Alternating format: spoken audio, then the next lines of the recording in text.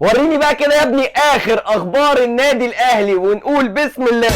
يا نهار اسود ومنيل، ده معانا 4 اخبار والاربع اخبار اسوأ من بعض. خد عندك يا سيدي الخبر الاولاني: اصابة امام عاشور بفيروس ايه. فيروس كده جاله في المعدة لما تعب وراح المستشفى، اكتشفوا ان عنده فيروس ايه. ومش بس كده، الموضوع ما انتهاش، ده قال لك كمان ان يضطر ان اللعيبة والجهاز الفني بالكامل واي حد داخل النادي الاهلي يتعامل مع امام عاشور هيعملوا تحاليل واشاعات عشان يطمنوا الفيروس ده اتنقل لهم ولا لا. الخبر الثاني اسوأ من الخبر الثاني، وهو اصابة احمد السيد زيزو. زي ما شفنا طبعا اتصاب في ماتش انبي، ولحد دلوقتي ما حدش عارف مدة عودته للملاعب امتى ولا تشخيص الاصابه اصلا. محدش طلع يتكلم خالص في النقطه دي، ولكن شكله كده مش هيغيب اقل من اسبوعين 3. يعني ربنا يستر بقى وزيزو يلحق يعوض امام عاشور في ماتش الزمالك حتى. يعني الخبر الثالث ده غريب قوي ومش مفهوم.